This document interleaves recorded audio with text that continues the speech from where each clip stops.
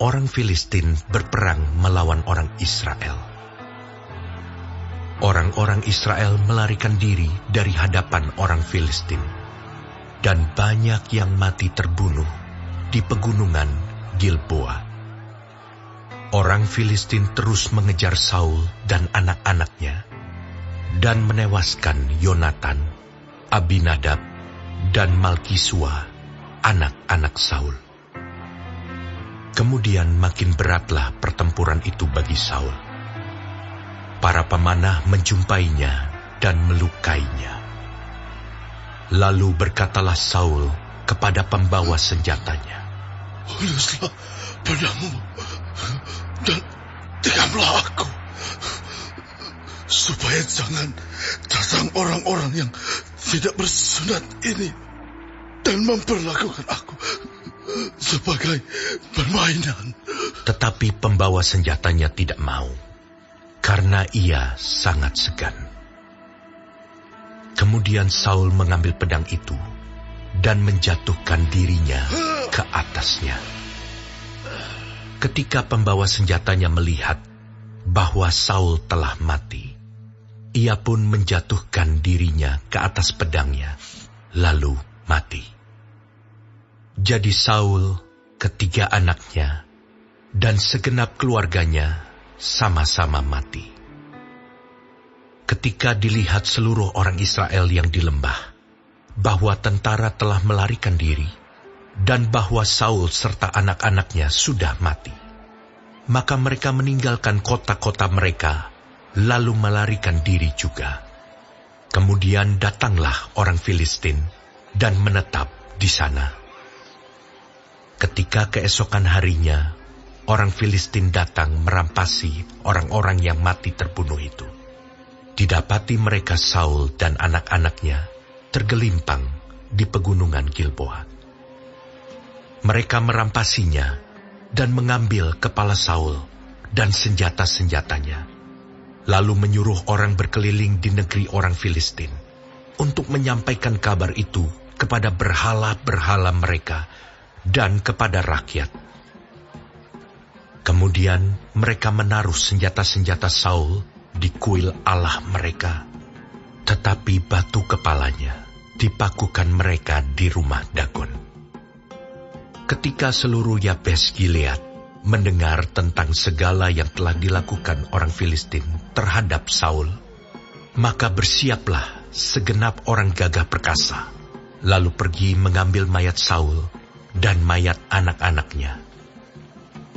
Mereka membawanya ke Yabes dan menguburkan tulang-tulang mereka di bawah pohon besar di Yabes.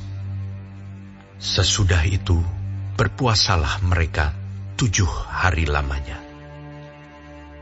Demikianlah Saul mati karena perbuatannya yang tidak setia terhadap Tuhan, oleh karena ia tidak berpegang pada firman Tuhan, dan juga karena ia telah meminta petunjuk dari arwah dan tidak meminta petunjuk Tuhan. Sebab itu Tuhan membunuh dia dan menyerahkan jabatan raja itu kepada Daud bin Isai.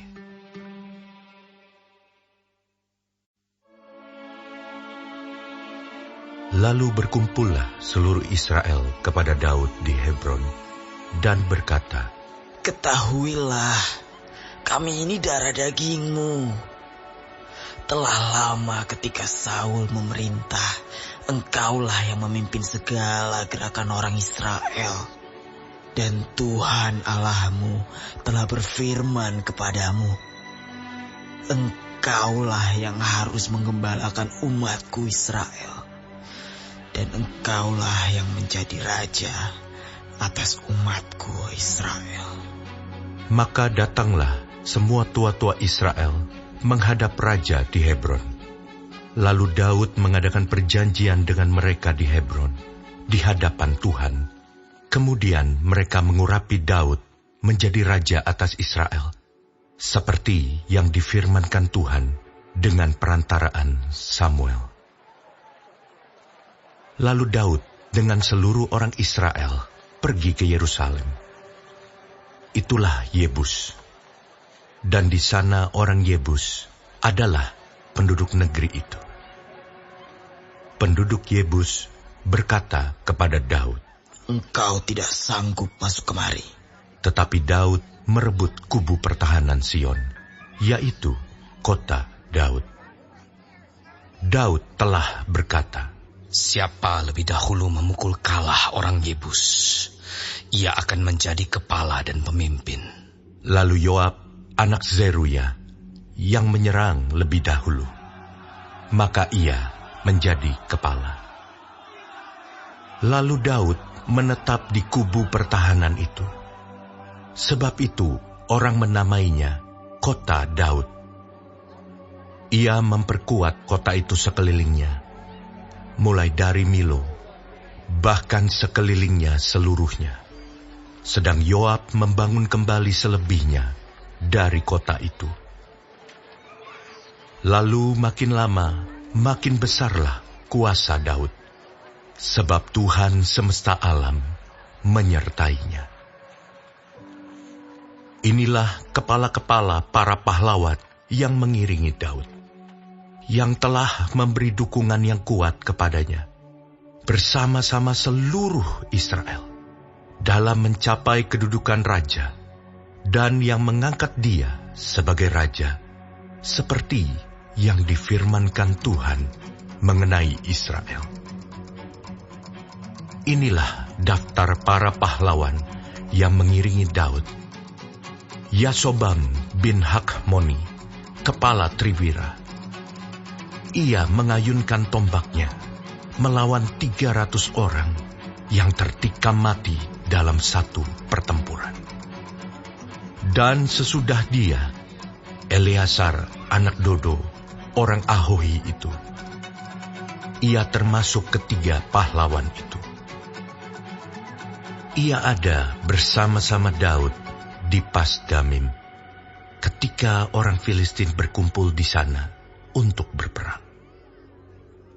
Ada sebidang tanah ladang penuh jelai di sana, ketika tentara melarikan diri dari hadapan orang Filistin. Maka berdirilah mereka di tengah-tengah ladang itu. Mereka dapat mempertahankannya dan memukul kalah orang Filistin. Demikianlah diberikan Tuhan kemenangan yang besar. Sekali datanglah 3 orang dari ke-30 kepala ke Gunung Batu, mendapatkan Daud dekat Gua Adulam. Sedang tentara orang Filistin berkemah di lembah Refaim. Pada waktu itu, Daud ada di dalam kubu gunung, dan pasukan pendudukan orang Filistin pada waktu itu ada di Betlehem. Lalu timbullah keinginan pada Daud, dan ia berkata, "Sekiranya ada orang yang memberi aku minum air dari perigi Betlehem yang ada dekat pintu gerbang." Lalu ketiga orang itu menerobos perkemahan orang Filistin. Mereka menimba air dari perigi Betlehem yang ada dekat pintu gerbang, mengangkatnya dan membawanya kepada Daud. Tetapi Daud tidak mau meminumnya, melainkan mempersembahkannya sebagai korban curahan kepada Tuhan. Katanya, "Jauhlah daripadaku, ya Allah, untuk berbuat demikian. Patutkah aku meminum darah taruhan nyawa orang-orang ini? Sebab dengan mempertaruhkan nyawanya, mereka membawanya." Dan tidak mau ia meminumnya. Itulah yang dilakukan ketiga pahlawan itu. Abisai, adik Yoab, dialah kepala ke-30 orang itu. Dan dialah yang mengayunkan tombaknya melawan 300 orang yang mati ditikamnya. Ia mendapat nama di antara ke-30 orang itu. Di antara ke-30 orang itu, ia paling dihormati.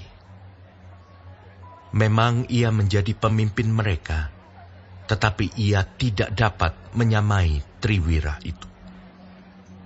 Selanjutnya Benaya bin Yoyada, anak seorang yang gagah perkasa, yang besar jasanya, yang berasal dari Kabzeel. Ia menewaskan kedua pahlawan besar dari Moab. Juga pernah ia turun ke dalam lobang dan membunuh seekor singa pada suatu hari bersalju. Pula ia membunuh seorang Mesir, seorang yang tinggi perawakannya, 5 hasta tingginya. Di tangan orang Mesir itu ada tombak seperti pesa tukang tenun. Tetapi ia mendatanginya dengan tongkat, merampas tombak itu dari tangan orang Mesir itu, lalu membunuh orang itu dengan tombaknya sendiri. Itulah yang diperbuat Benaya bin Yoyada. Ia mendapat nama di antara ke-30 pahlawan itu.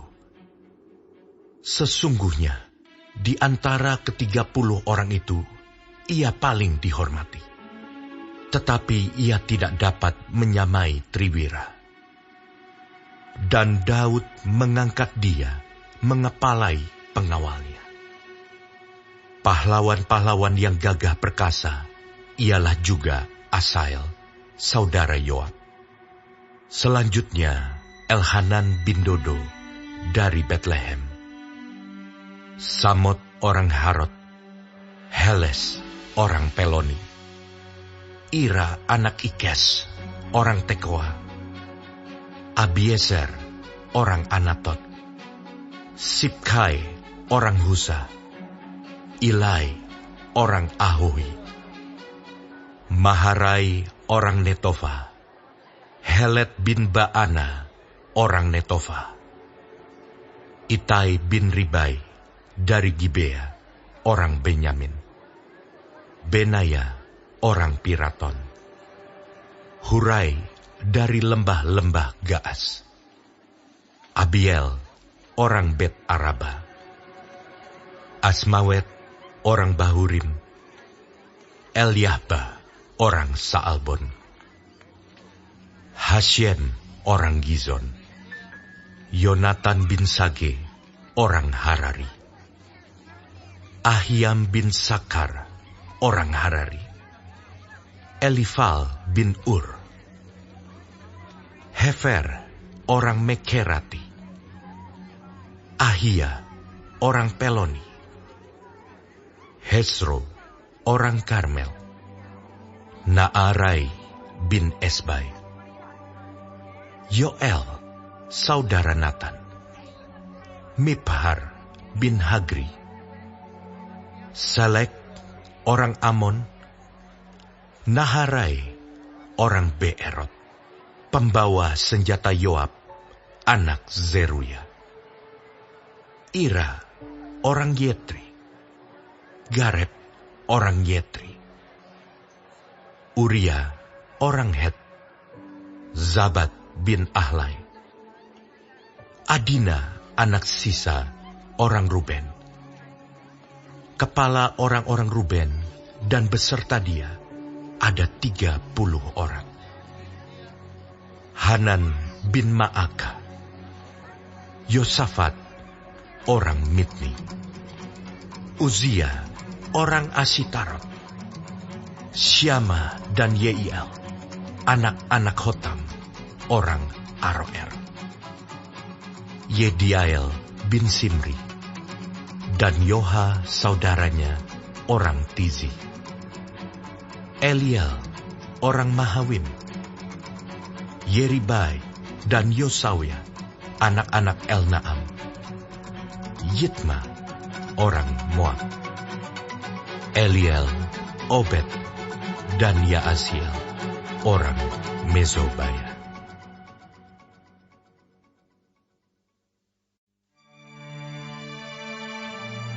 Inilah orang-orang yang datang kepada Daud di Siklab, selama ia harus menyingkir karena Saul bin Kish. Mereka pun termasuk pahlawan-pahlawan yang membantu dia dalam peperangan. Mereka bersenjatakan panah dan sanggup melontarkan batu dan menembakkan anak-anak panah dari busur dengan tangan kanan atau tangan kiri. Mereka itu dari saudara-saudara sesuku Saul, dari orang Benyamin. Abiezer kepala, dan Yoas, anak-anak Sema'a, orang Gibea. Yeziel dan Pelet, anak-anak Azmawet. Beraka dan Yehu, orang Anatot. Yismaya orang Gibeon, seorang pahlawan di antara ke-30 orang itu, yang mengepalai 30 orang. Yeremia, Yehaziel, Yohanan dan Yozabat, orang Gedera. Eluzai, Yerimot, Bealia, Semaria dan Sefaca, orang Harufi. Elkana, Yisia, Azareel, Yoezer dan Yasobam, orang-orang Korah. Yoela, Zebaja, anak-anak Yeroham dari Gedor. Juga dari orang Gad, ada yang memisahkan diri dan pergi kepada Daud ke kubu di padang gurun, yakni pahlawan-pahlawan yang gagah perkasa, orang-orang yang sanggup berperang, yang pandai menggunakan perisai dan tombak, dan rupa mereka seperti singa, dan cepatnya seperti kijang di atas pegunungan.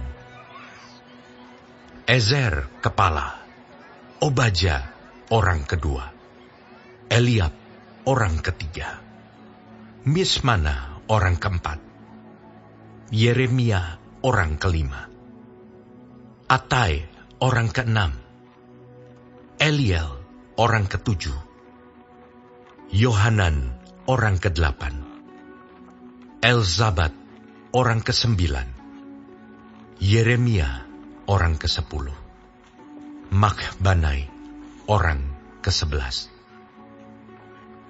Mereka itulah dari Bani Gad, kepala-kepala pasukan. Satu orang yang paling kecil sanggup melawan 100 orang, dan yang paling besar sanggup melawan 1000 orang.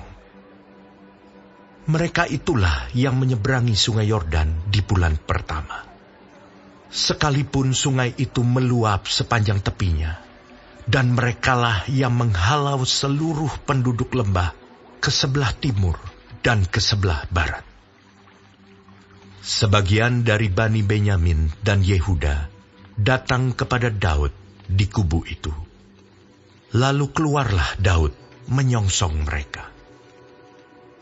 Berkatalah ia kepada mereka, "Jika kamu datang kepadaku dengan maksud damai untuk membantu aku, maka aku rela bersekutu dengan kamu. Tetapi jika untuk menyerahkan aku dengan tipu muslihat kepada lawanku, sedang aku tidak melakukan kelaliman, maka biarlah Allah nenek moyang kita melihat itu dan menghukum kamu." Lalu roh menguasai Amasai, kepala ke-30 orang itu. Kami ini bagimu, hai Daud, dan pada pihakmu, hai anak Isai. Sejahtera, sejahtera bagimu dan sejahtera bagi penolongmu, sebab yang menolong engkau ialah Allahmu. Kemudian Daud menyambut mereka dan mengangkat mereka menjadi kepala pasukan. Juga dari Manasye ada yang menyeberang memihak kepada Daud ketika ia bersama-sama orang Filistin memerangi Saul. Sebenarnya ia tidak menolong mereka, sebab setelah mengambil keputusan, raja-raja kota orang Filistin itu menyuruh dia pergi. Katanya, "Mungkin dengan taruhan kepala kita, ia menyeberang memihak kepada tuannya, Saul." Pada perjalanannya ke Ziklag, sebagian dari suku Manasye, Adnah, Yozabat, Yediael, Mikael, Yozabat, Elihu, dan Ziletai, kepala-kepala pasukan 1000 suku Manasye menyeberang memihak kepadanya. Mereka ini membantu Daud melawan gerombolan, sebab mereka semua adalah pahlawan-pahlawan yang gagah perkasa dan kepala dalam tentara. Dari hari ke hari, orang datang kepada Daud untuk membantu dia, sehingga mereka menjadi tentara yang besar, seperti bala tentara Allah. Inilah jumlah pasukan bersenjata untuk berperang yang datang kepada Daud di Hebron, untuk menyerahkan jabatan raja daripada Saul kepada Daud, sesuai dengan titah Tuhan. Bani Yehuda yang mengangkat perisai dan tombak, ada 6.800 orang yang siap untuk berperang. Dari Bani Simeon, pahlawan-pahlawan yang gagah perkasa untuk berperang, ada 7.100 orang. Dari Bani Lewi, ada 4.600 orang. Ditambah dengan Yoyada, pemimpin kaum Harun, dan bersama-sama dia ada 3.700 orang. Selanjutnya Zadok, seorang pahlawan muda yang gagah perkasa, dengan 22 orang pemimpin dari puaknya. Dari Bani Benyamin, saudara-saudara sesuku Saul, ada 3.000 orang. Sampai pada waktu itu, kebanyakan dari mereka masih tetap patuh kepada keluarga Saul. Dari Bani Efraim, 20.800 orang, pahlawan yang gagah perkasa. Orang-orang yang kenamaan di antara puak-puak mereka. Dari suku Manasye, suku yang setengah itu, ada 18.000 orang yang ditunjuk dengan disebut namanya untuk pergi mengangkat Daud menjadi raja. Dari Bani Isakar, orang-orang yang mempunyai pengertian tentang saat-saat yang baik, sehingga mereka mengetahui apa yang harus diperbuat orang Israel. 200 orang kepala dengan segala saudara sesukunya yang di bawah perintah mereka. Dari Zebulon, orang-orang yang sanggup berperang, yang pandai berperang dengan berbagai-bagai senjata. 50.000 orang yang siap memberi bantuan dengan tidak bercabang hati. Dari Naftali, 1.000 orang pemimpin, dan bersama-sama mereka 37.000 orang yang membawa perisai dan tombak. Dari orang Dan, orang-orang yang siap untuk berperang, 28.600 orang.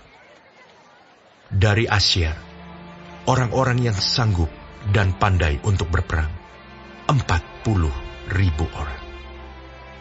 Dari seberang sungai Yordan, yakni dari orang Ruben, orang Gad, dan setengah suku Manasye yang lain, orang-orang yang membawa berbagai-bagai senjata perang, 120.000 orang. Sekaliannya itu, prajurit-prajurit, orang-orang dalam barisan tempur, datang ke Hebron dengan tulus hati untuk mengangkat Daud menjadi raja atas seluruh Israel. Memang juga seluruh orang Israel yang lain dengan bulat hati hendak mengangkat Daud menjadi raja. Mereka tinggal di sana bersama-sama Daud 3 hari lamanya, makan dan minum, sebab saudara-saudara mereka menyajikan makanan bagi mereka.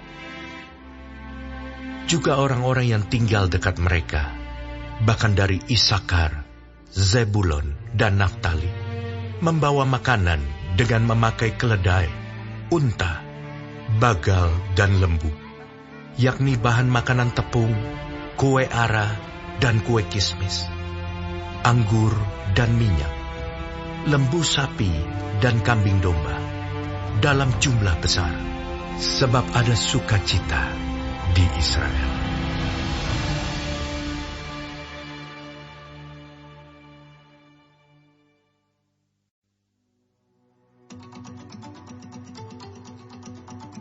Daud berunding dengan pemimpin-pemimpin pasukan 1.000 dan pasukan 100 dan dengan semua pemuka.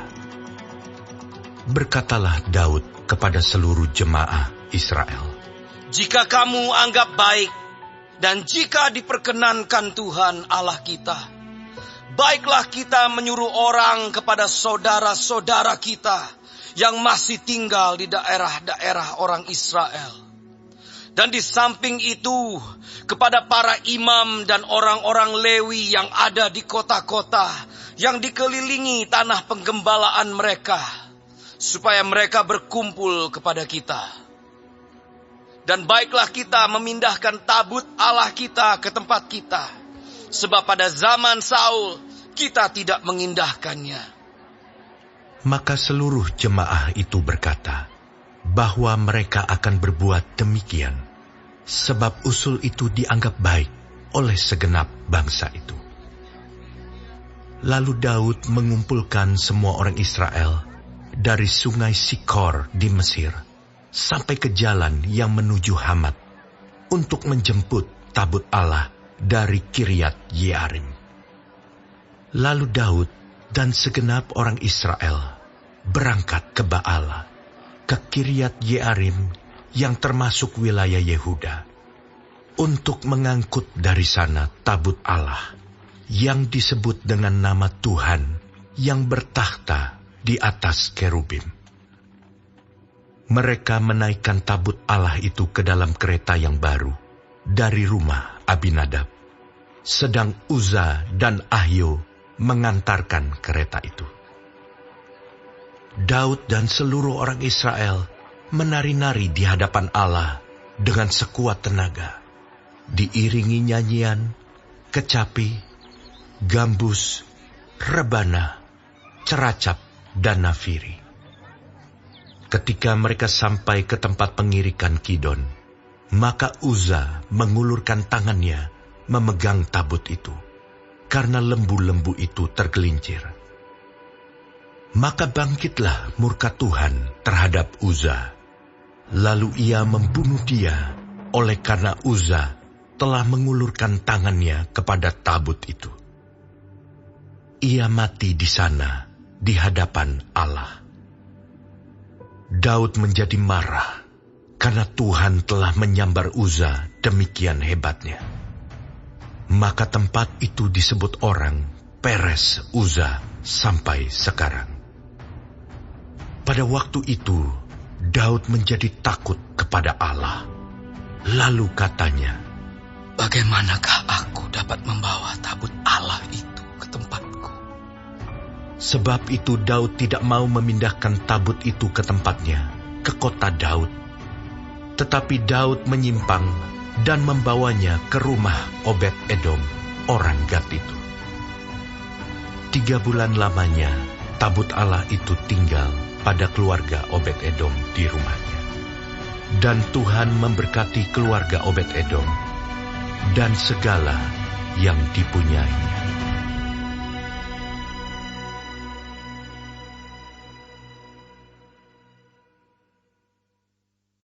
Bagi warga sorga yang mau dapat pemberitahuan video terbaru, silahkan klik subscribe dan paling penting jangan lupa untuk klik aktifkan loncengnya ya. Warga sorga terkasih, tolong bantu beri saya semangat upload video baru dengan kasih like ya. Ayo warga sorga menjadi berkat bagi orang lain dengan membagikan video ini ya. Tuhan Yesus Kristus memberkati kita warga sorga. Amin.